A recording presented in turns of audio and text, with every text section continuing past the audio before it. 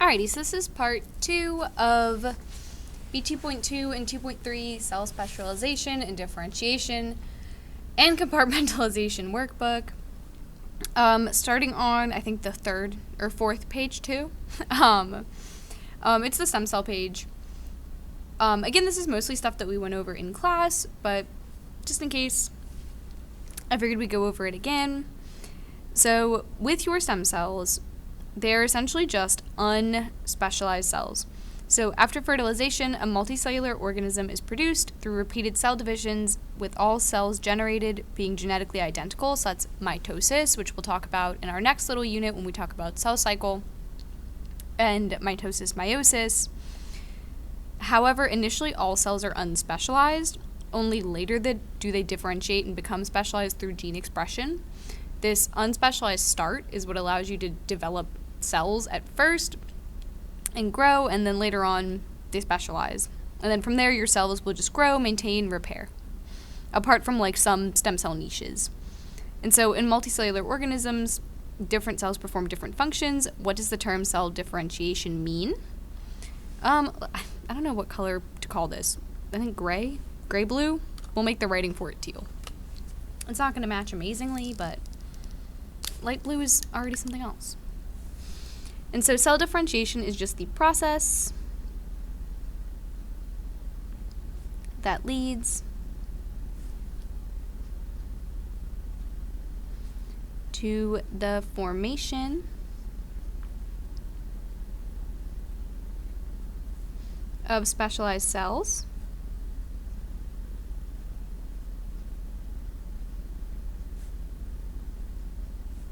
and tissues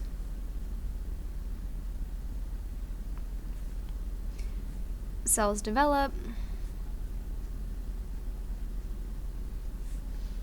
to become specialized and adapted to carry out one role. So just like organisms can have adaptations to help them be better suited to their environment, your cells have adaptations to make them better fit for whatever role it is that they're playing in the body. And so all cells have the same genetic makeup, they have the same genome.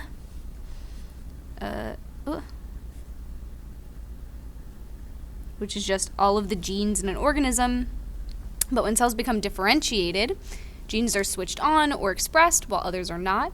While certain genes are expressed, it means that only specific types of proteins or gene products are produced, which give them those traits and help them with whatever their future function is. The total of like proteins and gene products in an organism, by the way, is your proteome. I guess not in an organism, but like in a cell. And fun fact, this is something that came up on the IB exam last year, and kids did not know what a proteome was, and they got it confused for a genome. Genome, all the genes. Proteome, all the proteins. And so although they all have the same genomes, their proteomes can be different. And so gradients of signaling chemicals, typically morphogens, indicate a cell's position in the embryo and determine the pathway of differentiation it follows. So that differentiation pathway is determined by how close to the source of those signaling chemicals is. The closer it is to the source, the more complicated the cell is. Further away from the source, the less complicated your cell is. And so some examples of differentiated tissues that could form: retinal tissue in the eye, or I guess retina.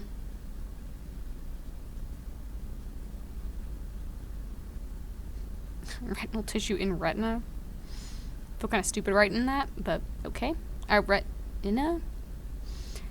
Striated muscle and skeletal, or striated muscle tissue and skeletal muscle. I spelled striated wrong. Striated muscle tissue in skeletal muscle.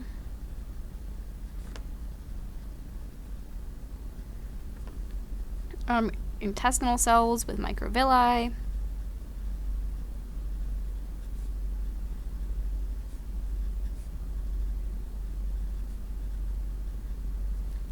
And then like transport tissue in plants.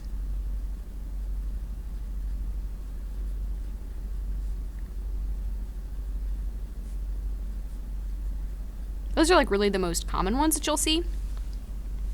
You have a little, ooh, scooch. You have a little fun example over here of gene expression. Very similar to what we looked at when we did our, our little packet about gene expression. So you have a single stem cell, undifferentiated. It goes through meiosis. It makes two identical stem cells, or undifferentiated, unspecialized cells with the exact same DNA. What differs in them is not the DNA itself, however, it's what gene is activated. So if your, ooh, careful, Jessica. If your neuron-specific gene is activated, so this little section here, then you'll end up with a neuron. Okay, beautiful. If your, what should epithelial be? We'll make it red. If your epithelial-specific gene is expressed down here, then you'll end up with like an epithelial or skin cell. That's not to say that this one doesn't have an epithelial gene down here, or that this one doesn't have a neuron-specific gene up here. It's just not the one that's turned on. So like, they have to be on and be like making proteins in order to be expressed. Right? But they still have it. They have all the DNA. It's just only the one that's on will be present in the cell. And so once cells have differentiated to become specialized, many of these cells form specialized tissues and organs in multicellular organisms. Each organ and tissue carries out a specific function. And then you just have an example down here. Your cells differentiate to become specialized. Your example is muscle cells, which then form muscle tissues, which then form organs, in this case the bladder, which is made out of smooth muscle, and then organ systems, which is multiple organs working together. And so muscle cell becomes muscle tissue, which makes up your bladder, which then plays its little role in your organ system. And that's true for any cell, tissue, organ system, not just muscles and bladders. Alrighty. Oh, this one doesn't mention the potency of cells, but I really want to color those. I'll color it anyway. And so our cell potencies, it's on the next page. So, spoiler. Your totipotent cells that can become your placenta or your organism.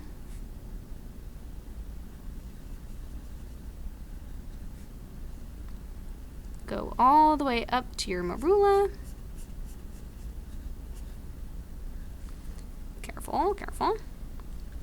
And then once you hit blastocyst stage, you have pluripotent cells inside.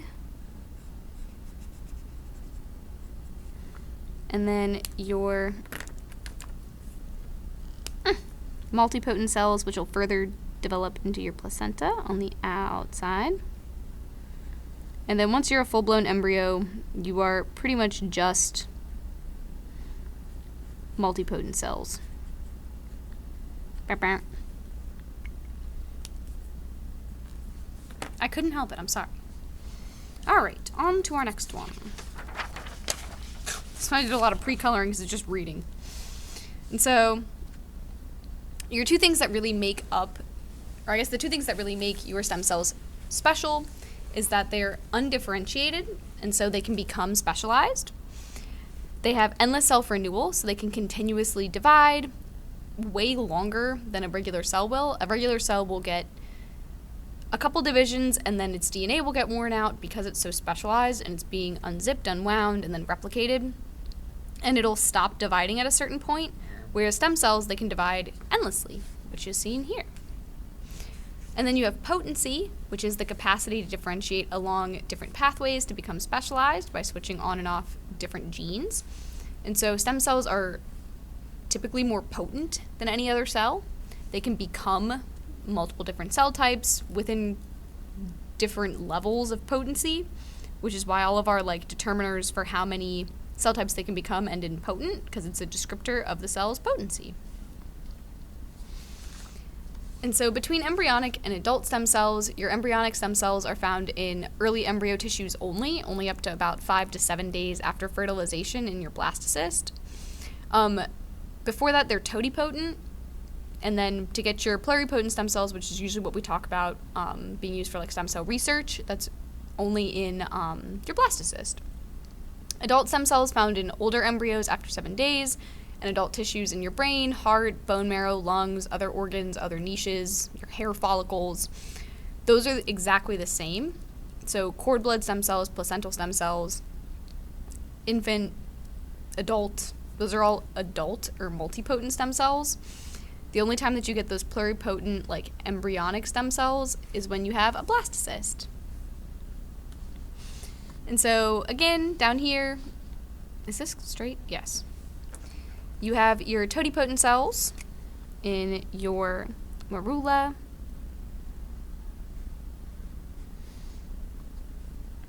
And then inside of your blastocyst, your inner mast cells, you are pluripotent.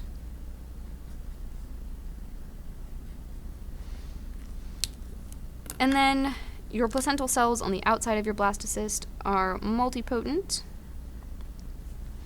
And then in certain stem cell niches, you have multipotent stem cells. So there's some nervous tissue, there's some digestive tissue in the linings, and then there's some cardiac tissue. And those are your stem cell niches, where they are mainly there for further proliferation and maintenance of cells. They can become cells within a certain germ layer. I went through and I highlighted the details in this little text for you. Again, it's stuff that we kind of already talked about in class. Totipotent essentially is the total of all cells.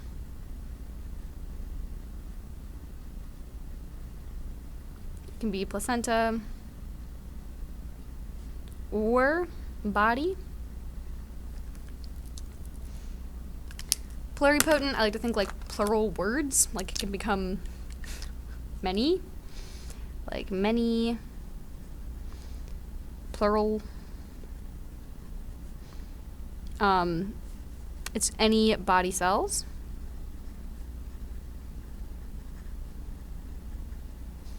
And then multipotent, they can become multiple cell types, but not all of them.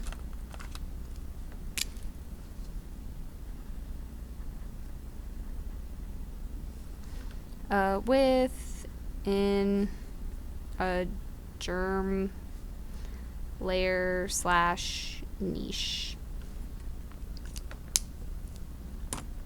And then it lists some places you can find them. Flip. Bump-a-da-dum. And so this is just a little compare and contrast of adult stem cells versus embryonic stem cells. And so again, because I have no self-control, bump-a-da-dum. Totipotent.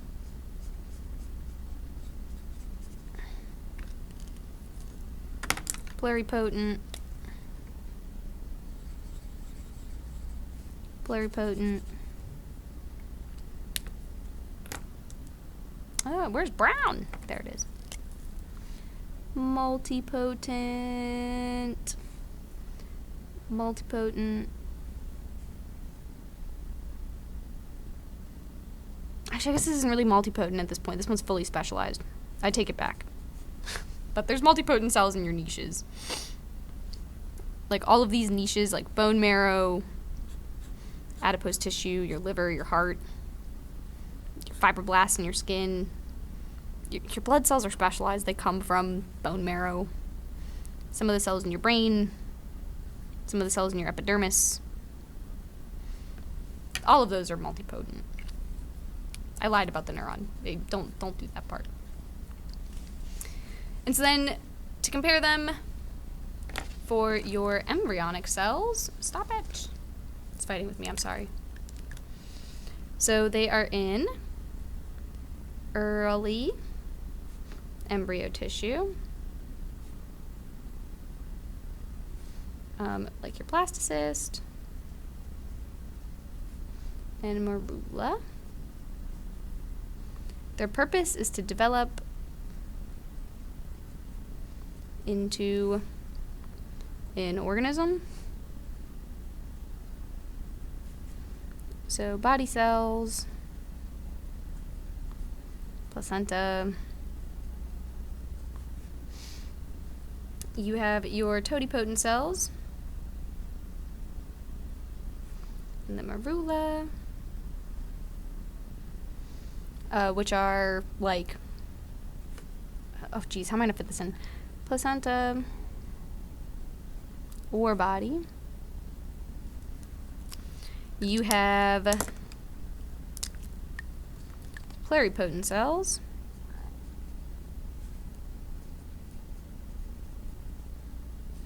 in your blastocyst, which are body only. And then past day 12, you just have multipotent.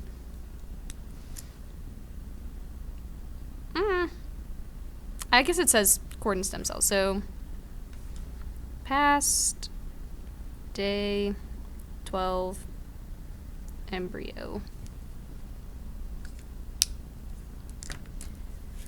Oh, similarities. I don't know what color is pink and brown.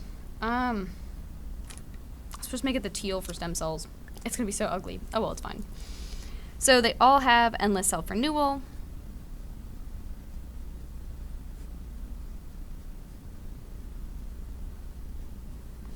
They all have multipotency. And they are all undifferentiated.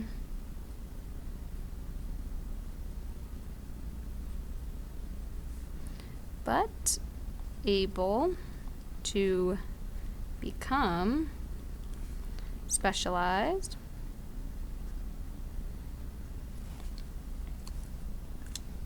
Oh no, I'm not going to be able to fit differences. Scrooge! Differences, they can, I guess, for embryonic cells, can develop into any cell. There are some ethical concerns when using because need to kill an embryo, which is like the biggest barrier to a lot of stem cell research using embryonic stem cells. And so for adult stem cells, where can we find it? You can find it in cord blood,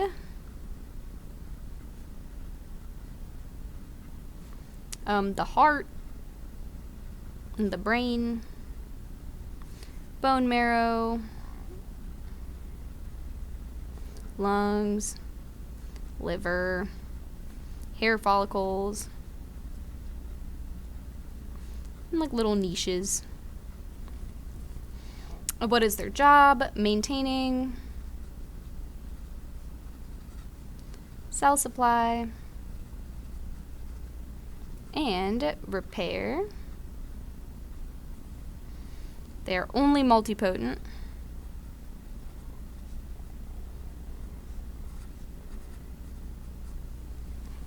And then things that are different to them, they fill niches. For example, bone marrow, it makes blood cells. It can be used in leukemia treatment.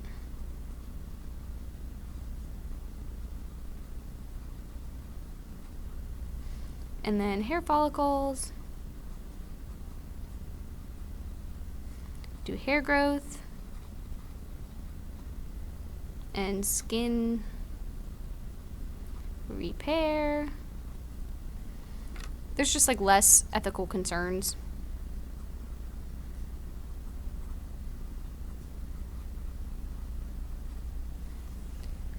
We did learn about induced pluripotent adult stem cells.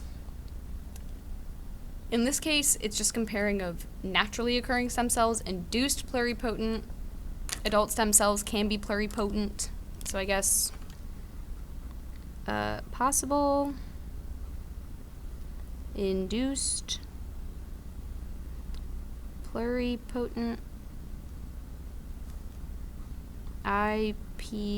induced pluripotent stem cells.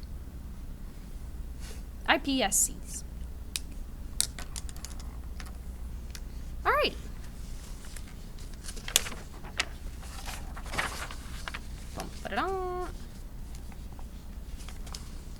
Careful, careful, careful. Good. And so this is like focusing on stem cell niches, what causes your niches to grow, what in their microenvironment triggers them. And so for stem cell niches, in their microenvironment, it's like chemical signals or growth factors or other messengers that bind to your cell surface. Careful, careful, careful, careful. Okay. So, let me please sit on the table. Okay. So chemical signals, usually growth factors, or other messengers like hormones, bind to scooch cell surface receptors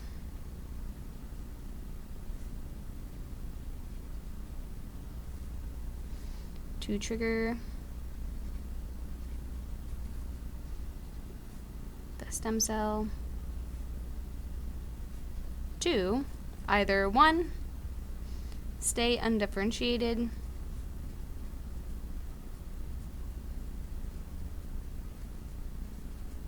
or 2, commit and differentiate.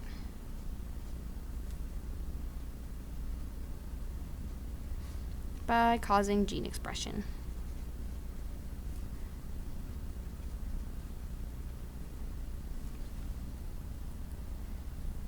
And then you have your little model here. And so there's a couple different niches. You have bone marrow stem cells, which are multipotent stem cells from bone marrow. Crazy, right? These cells give rise to a lot of your blood cells. They're used in cancer treatment. You can see you have your stem cell, then you have your multipotent cell, or I guess you have your multipotent stem cell from your blood, from your bone marrow, that can then become different blood cells. There's like a little tree of different cells it can become. So it can either become a lymphoid, which can become a T cell or a B cell, or it can become a myeloid, which can then become your red blood cells, white blood cells, so on and so forth, your platelets, different cells in your immune system in your blood. Then you have hair follicle stem cells, which are also multipotent stem cells, which are usually found in hair follicles for hair growth and skin and hair follicle generation. Some of them act as pigment-producing cells, and as age occurs, they tend to lose that ability to differentiate, which is why people's hair grays or loses color as they age. Fun facts. It can also lead to hair loss if there's an imbalance in differentiation with these follicle cells. Pretty cool. Alrighty, and now on to our specialized cells. So cells that have gone through that differentiation process and are now fully specialized. Okay, before you ask about the color coding for this, I tried. There were some that made sense, which is why it's not a rainbow. Like, obviously red blood cell is going to be red, doy. But then I had to pick which one was gray, white blood cell or sperm cell. So sperm cell got blue for boy. I'm sorry. It's stereotypical, but it is what it is. So, I guess we'll just go, do we do all the sizes first, or do we just go in order? We'll just go in order. So for size, for your sperm cell, they are 50. This is a micrometer symbol. I know, I'm sorry. And then their adaptations to help with their specialized function. They are long and slender. and have the long tail, the flagella, which helps with movement.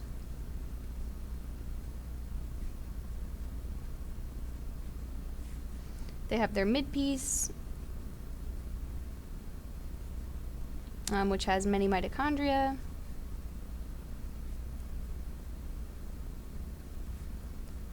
For energy. And they are haploid, meaning they have half DNA for fertilization.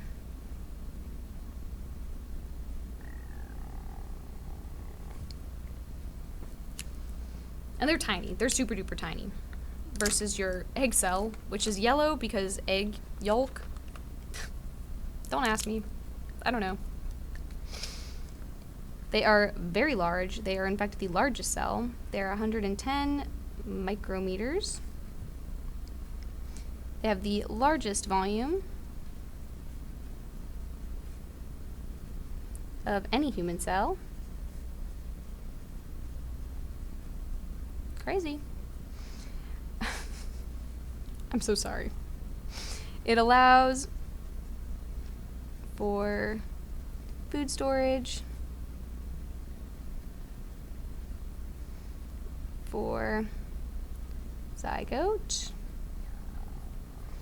It has its zona,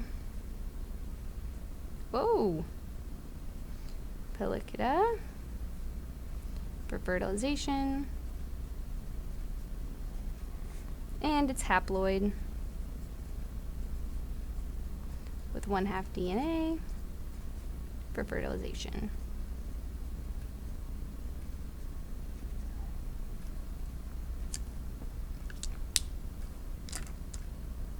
Oh, where's the red one? So for your red blood cells, they are the smallest human cell. They are between 6 and 8 micrometers. They have that biconcave shape.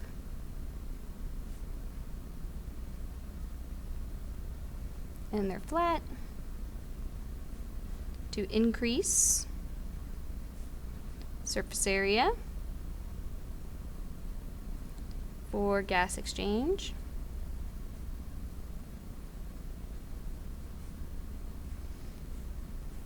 They're flexible for passage through capillaries and blood vessels.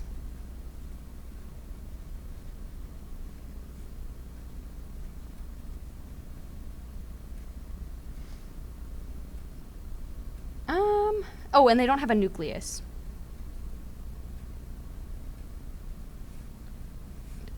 Did I spell nucleus wrong? Now that looks right. Which is what gives them that biconcave shape for the gas exchange and the flexibility. It's also why they need to be made from stem cells. They don't have a nucleus. All right. For your white blood cell, they're a little larger, not by a ton. They're 10 micrometers. They are cells in the immune system.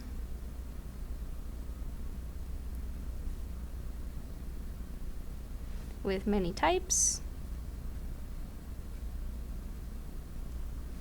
They protect against illness.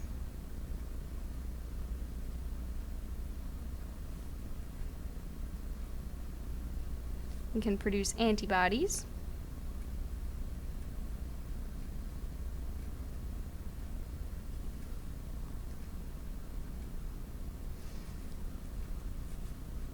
Which, like, how am I going to word this?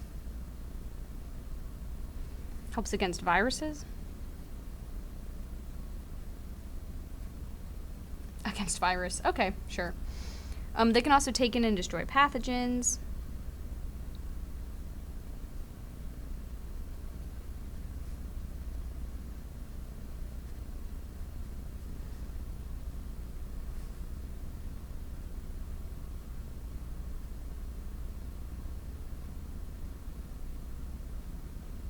Sorry, I wrote my notes really stupid. I don't know why I worded them this way.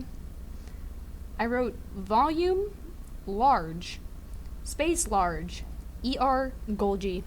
What does that mean, Jessica? I know what it means, but like, how am I gonna fix that? So they have a large volume,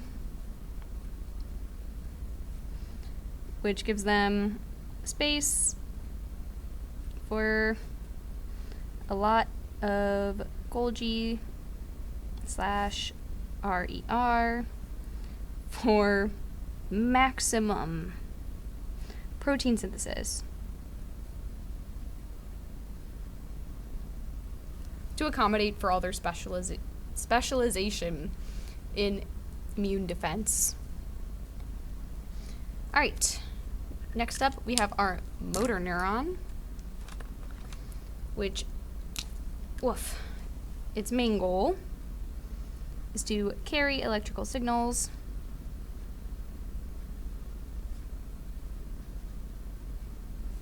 from one place to another. That one place is usually the brain. To another. Usually like muscles or glands.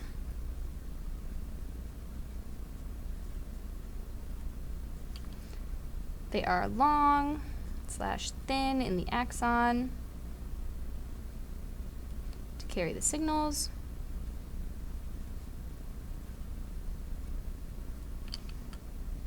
We're talking like 1 meter long, if not more.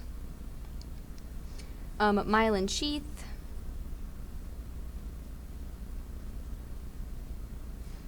Helps propagate signal. Propagate.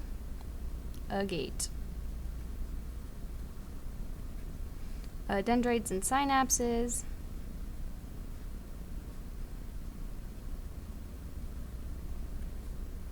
Connect and communicate. Like a little network. Oh shoot, I didn't tell you how long they are. So they are only 20 micrometers in diameter. So like this way. But up to 1 meter long. And then last up is skeletal muscle. Woof. So they're anywhere from 20 to 100 micrometers in diameter, but about 100 millimeters in length. So like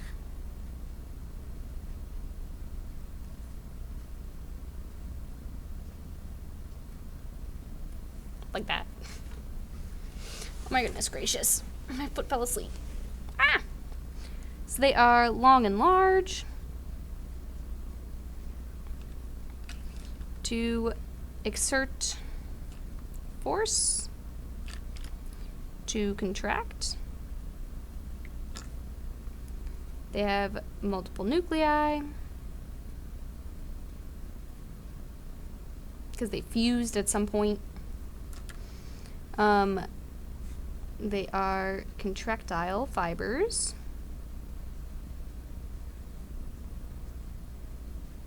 Your myofibrils.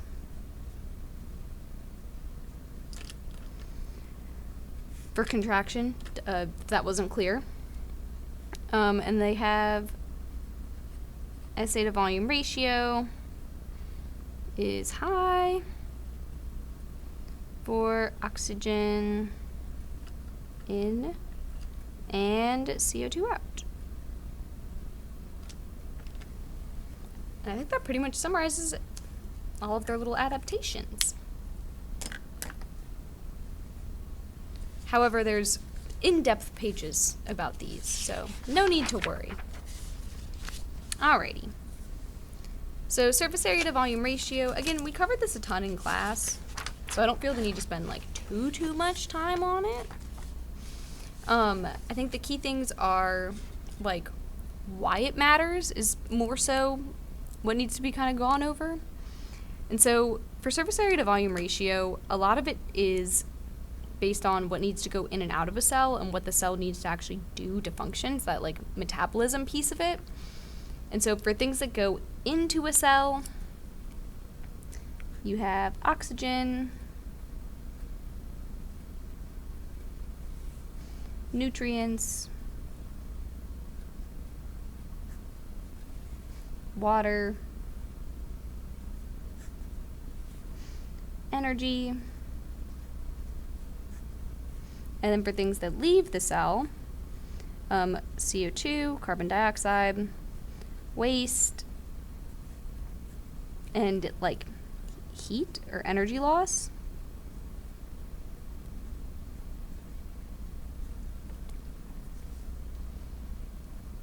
And that surface area to volume ratio is what kind of helps your cell maintain and manage that intake versus like export of things without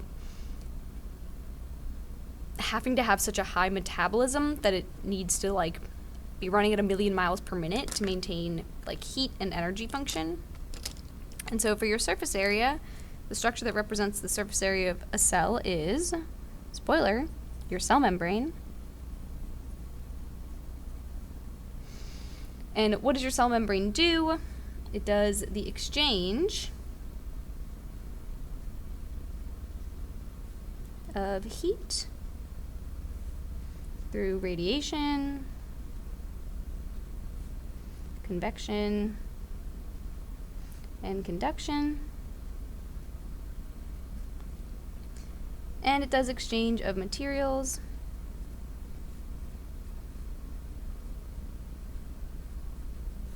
like gases and nutrients and waste through all of the processes we talked about when we talked about your cell membrane. And we can go ahead and mark our cell membrane on our little image. Bump it up. It would be like this outside. Careful, Jessica, careful.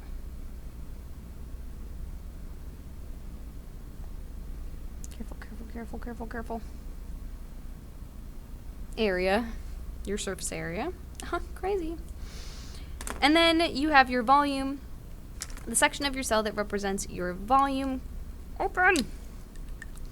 Is your cytoplasm. And so processes that depend on your cytoplasm or the volume of your cell is transport of materials,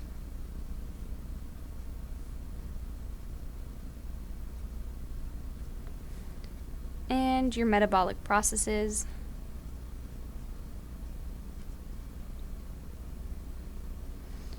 Think things like respiration, protein synthesis, digestion, etc. And we'll mark off our volume on our cell up here, which is just all this inside space. Whee!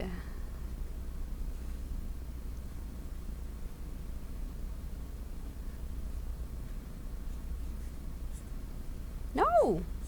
My highlighter's dying. Don't give up on me now.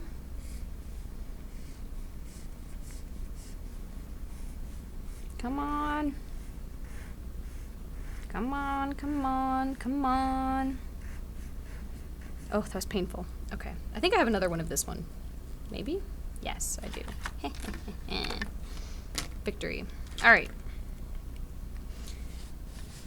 And so, because cells are 3D, which is a point that I was trying to make to a couple of you when we did our agar lab,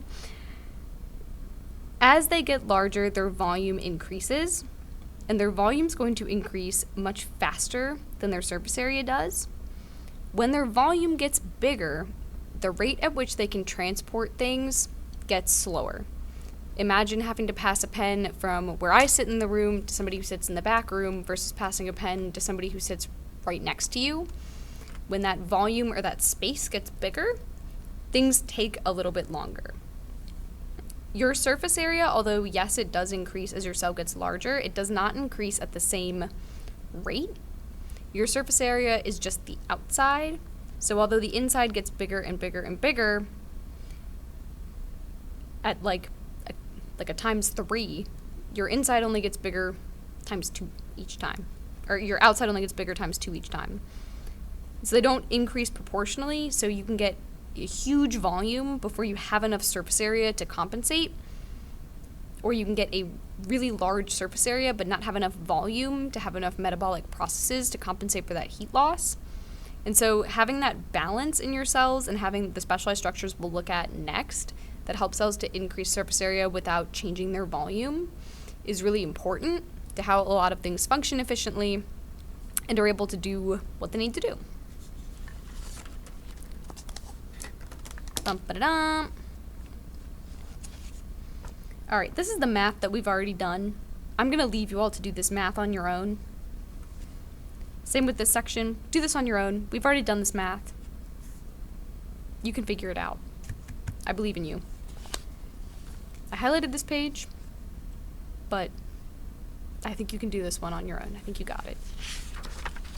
All right. I think that the more, like, I don't know, the more difficult part would be like the application, like the synthesis. No? Oh, it's 4:30. It's not even 4:30.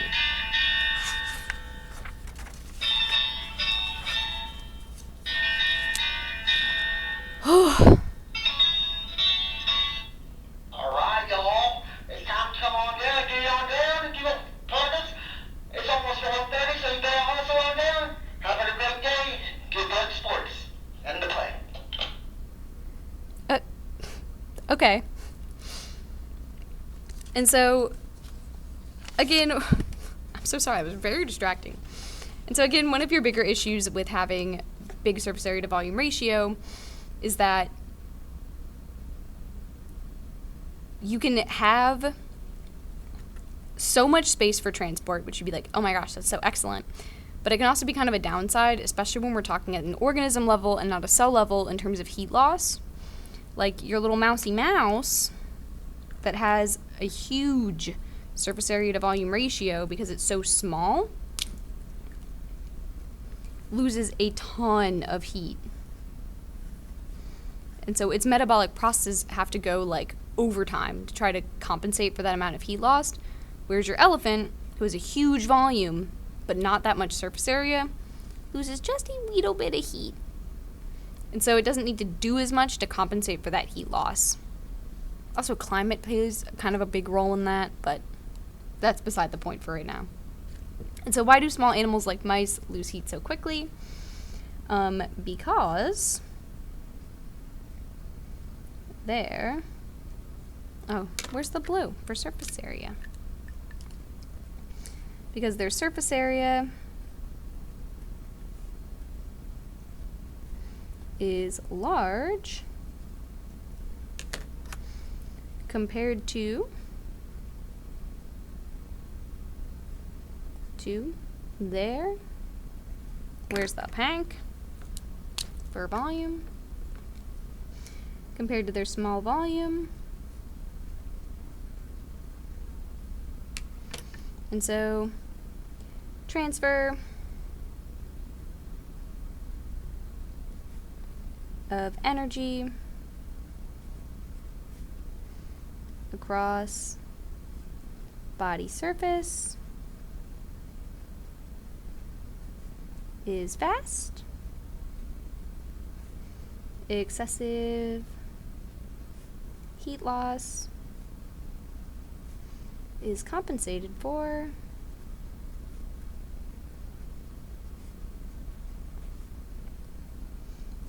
by an increase in metabolic rate.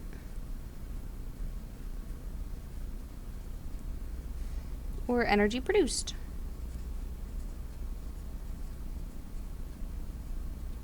It's also why like smaller organisms tend to need to eat a lot more. So I always find it funny, like, you know, the term like, oh, you eat like a bird. If you ate like a bird, you would be eating all the time, almost nonstop. Especially like a hummingbird. Every time a hummingbird slows down, it eats because it needs to have that much energy to keep its heartbeat going that fast to maintain heat and energy. And so eating like a bird is not as like, oh, I'm going to just pick a little bit right here, right there. No. Eating like a bird is like, let's chow down. So I always think it's like really funny to me when people are like, oh, you eat like a bird, Jessica. Do I? No, I don't. Anyway. It's my little tangent. I think I'm around too many like white dads who tell me you eat like a bird type stuff. Okay. And so as size increases, your metabolic rate is going to have to increase. And so you see your gigantic organisms have a really low metabolic rate, and your really tiny, teensy organisms like your shrew have a really high metabolic rate. And so this is like high metabolism,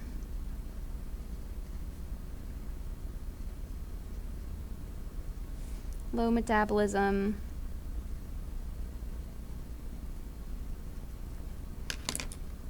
your high surface area to volume ratio, and your low surface area to volume ratio. And it's just that relationship. A similar relationship can be seen with heartbeat. And so your large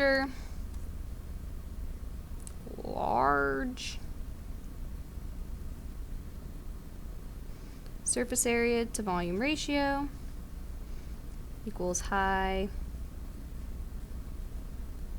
heart rate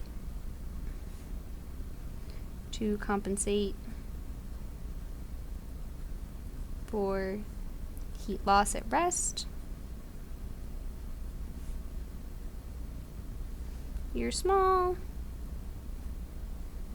surface area to volume ratio is low heartbeat or heart rate to compensate for lack of heat loss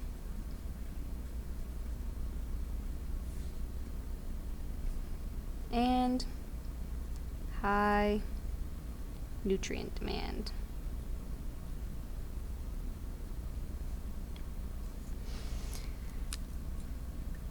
And so some examples that you can look at to like pull data.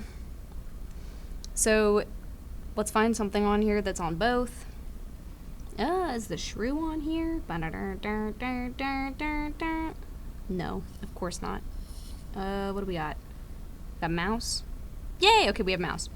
So your mouse has a high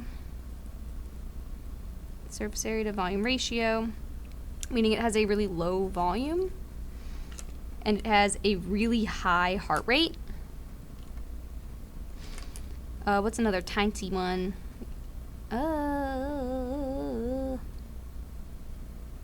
Guinea pig? Guinea pig is not on that one. They really did not line these up very well. That's okay. Oh, we have rat. Okay, we'll do rat. So your rat, these are both like mice. Okay, whatever, it's fine. High surface area to volume ratio, high heart rate, versus things that are gigantic, like your elephant. I know he's on here. Who has a low surface area to volume ratio and a really low heart rate. And what's another one that's on both? Oh, horse. That says horse, right? Yeah. It's a low surface area to volume ratio and a relatively low heart rate. Like we're talking 450 to 750 for the mouse versus 25 to 35 for the elephant. Clear differences. And so we don't only see the relationship between surface area to volume ratio at a cellular level, but also at an organism level. It's like the consequence of size. Alrighty. This one I think I just did in rainbow order. I did! Wow, look at me go. Oh, I made sure cactus was green, so I skipped yellow. And so these are some different adaptations for surface area to volume ratio. You have dividing yeast cells, which will grow to a certain, this looks like a butt, but that's okay. They will grow to a certain point, grow to a certain size. However, when their surface area to volume ratio becomes too small,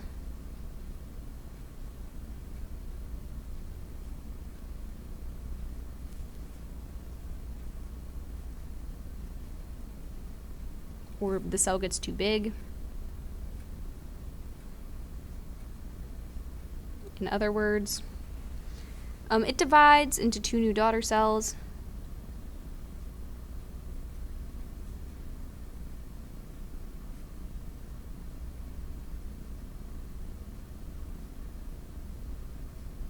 To increase your surface area to volume ratio. And so you have like one cell, over time it grows too big. And so, the butt cheek mode, and then it'll split, and the whole process will start again. Your next one is seed root hairs. And so the goal of your root is to absorb water and nutrients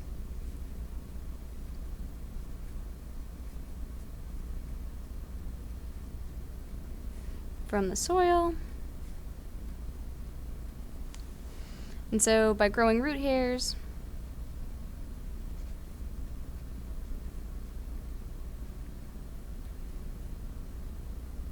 on like root hair cells,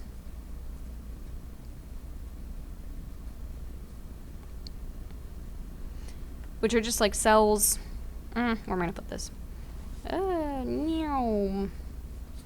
They're cells with fibrous extensions.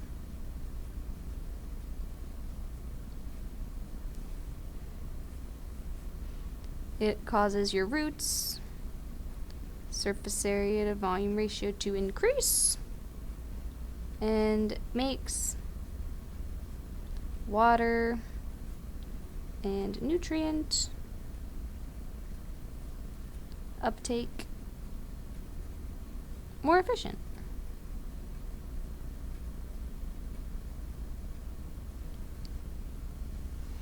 All right. And so cactuses and desert plants actually have a lot of adaptations to conserve water. The leaves becoming thorns is just one of them. But for your cactuses, to reduce water loss from surface, because they live in the desert,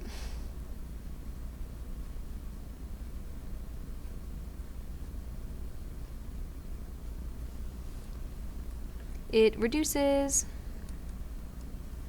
surface area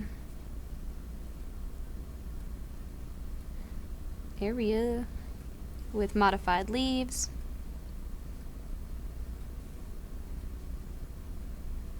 or needles. It's like the pines.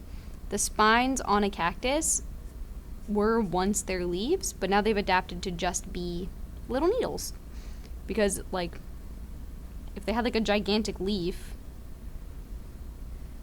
you could have water loss across the surface versus a little needle, just a little bit of water loss, if any at all. Because lower surface area to volume ratio equals lower water loss. The needles also give them the benefit of protection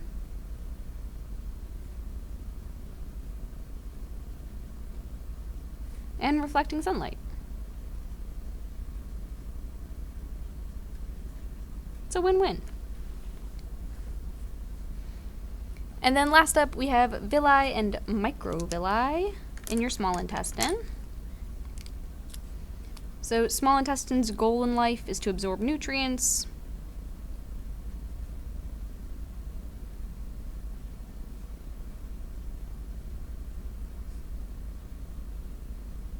from food. And so to increase absorption,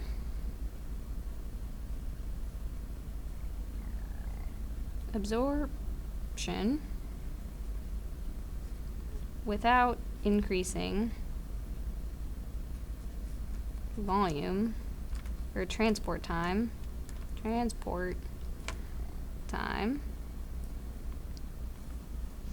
They are covered in villi. So the lining is folded and covered in villi, which are then covered in microvilli, which are just extensions of the cell membrane,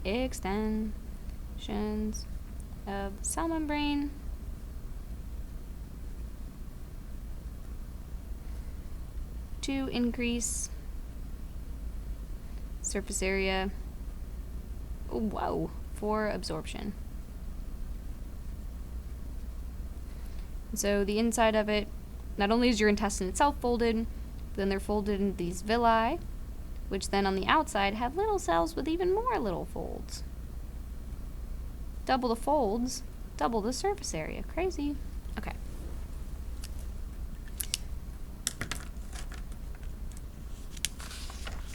On to your next steps.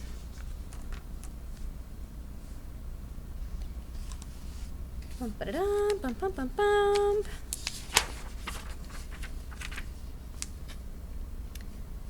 Because we watched the video on these, and just to save time, and we've also talked about them already, I'm going to leave it up to you to finish red blood cell, surface area to volume ratio, structure of the villi in the small intestine, and the proximal convoluted tubule, because we did do these in class, and I feel like at this point it's getting kind of repetitive. The one thing I did want to point out with your proximal convoluted tubule is where it is. So it's here. And the fact that on one side they have microvilli, and on the opposite side they have these indents of the membrane, which are called invaginations, which is a funny word to me, but yeah. I feel like what would be more beneficial to spend time on would be looking at our pneumatocytes. We also already talked about muscles quite a bit, and so I think that the biggest piece for us to do is just pneumatocytes, and then we can call it a day. And so your type 1 and type 2 pneumatocytes, it's really important that you know the difference. This is a question that comes up for IB quite a lot. And so your type 1 pneumatocytes, hang on, oh shoot, I fully forgot about this question. What gases do your lungs exchange? I sure hope you knew this already, but it's oxygen and carbon dioxide.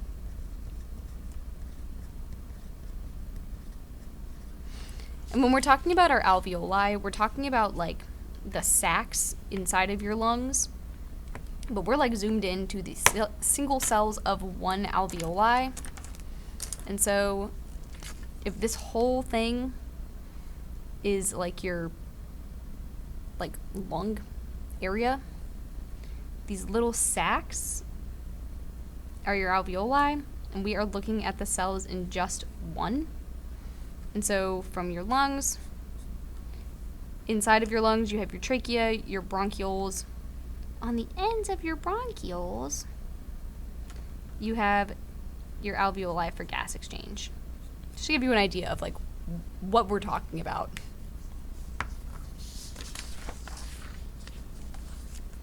Sorry about that. And so your type 1 and type 2 pneumatocytes, the P is silent, sorry.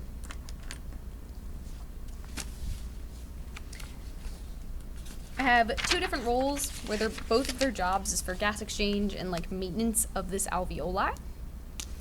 And so your type 1, their main function is gas exchange. So actually moving that CO2 in to be moved out, and then moving your oxygen out to be moved in, if that makes sense. And so they are very thin and wide.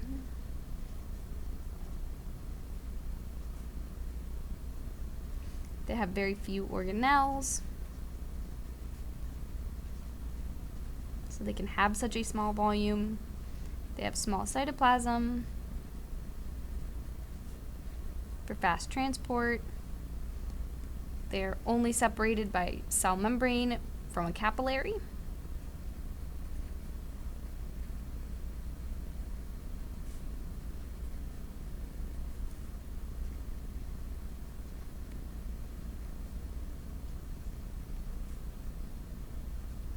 Capillary. So they can have that quick access and quick diffusion and transport. On here, I highlighted it here on these ones where your type 1 pneumatocytes are. On this one, your type 1 is this like outside cell structure. Where's the purple? I don't know what I've done with it. Type 1.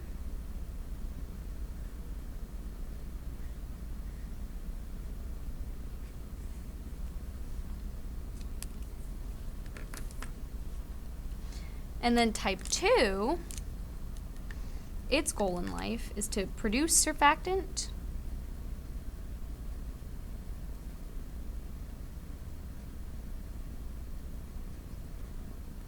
and store surfactant. Store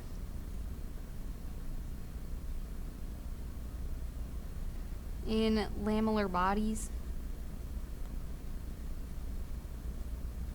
which are just like secretory vesicles.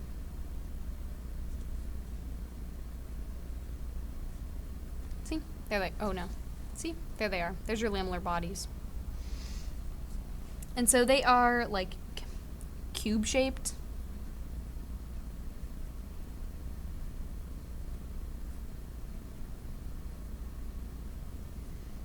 Meaning that they're like rounder than the other ones is really what they're getting at. They have cytoplasm. Duh. With many organelles.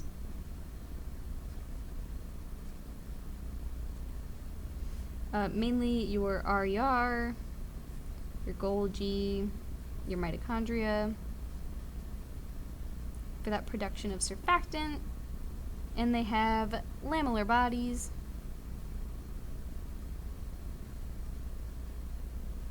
for that storage of the surfactant. In this image, your type 2 would be this one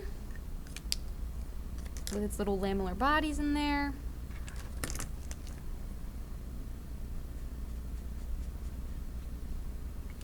The other one in this image, which for whatever reason is neglected, is a phagocyte.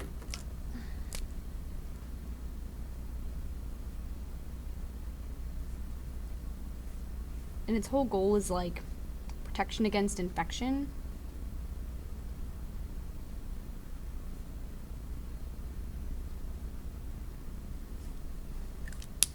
And then the other structure that's like shown here, these are your red blood cells.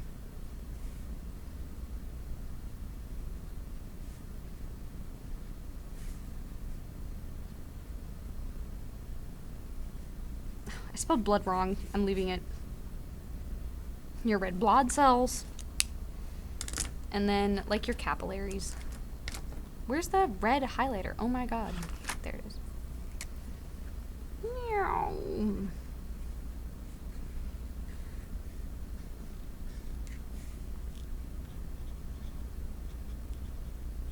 Capillaries.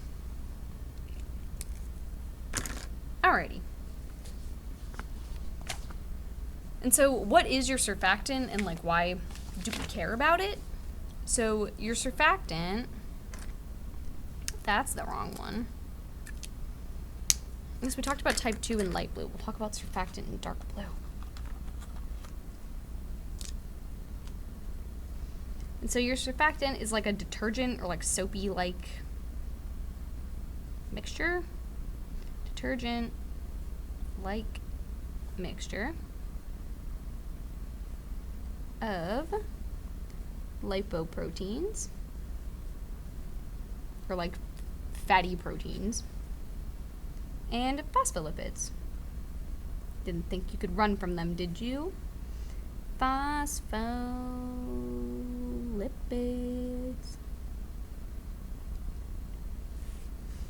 And so because of its phospholipids, guess what 2 types of regions it has? It has hydrophobic and hydrophilic regions.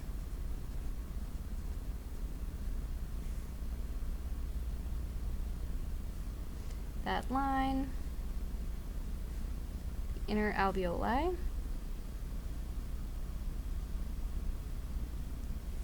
surface. And the main goal of this surfactant is that it reduces surface tension,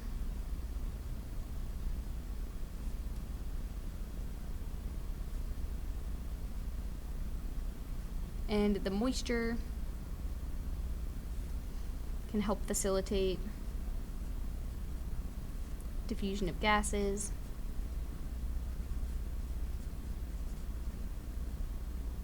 When we talked about factors that affect diffusion, remember moisture will increase the rate of diffusion. And so speaking of surface tension, it's just a force acting to minimize the surface area of a liquid. So surface tension, it wants to make liquid like droplet up or like, condense its surface area. And so because your alveoli are so small, they tend to collapse under pressure when you're like breathing out. And if there's high surface tension, if they stick together and there's high surface tension, they're not going to want to spread apart. And that's what we call like alveolar collapsing. Having this surfactant helps to keep that surface tension even, so that it'll take the same amount of breath to inflate them each time and they won't stick together. Think about like trying to inflate like a balloon that's like old and has been kind of stuck together versus a balloon that has like a nice little lubricant in it and will puff up nice and easy. And so sometimes they can collapse. Explain how this could happen. So without surfactant, smaller alveoli require more force to open due to high pressure and surface tension. A condition that could cause it is pneumonia. It's that increased water in your lungs without increased surfactant can increase that pressure, that surface tension, problems. A consequence of collapsed alveoli would be difficulty breathing,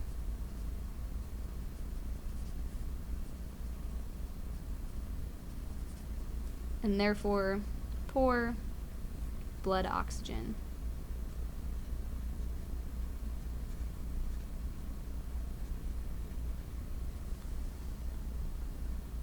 Distress. And so it gets kind of stucky together. It'll collapse. And then it takes more force to push it all the way out to get that air to hit your capillary for transport, versus if it can inflate all the way, it can push all the way out and do that nice, easy air transport. And then your muscles, your sperm, and your egg, I trust you to be able to do independently based on what we talked about. I think the only thing that's really key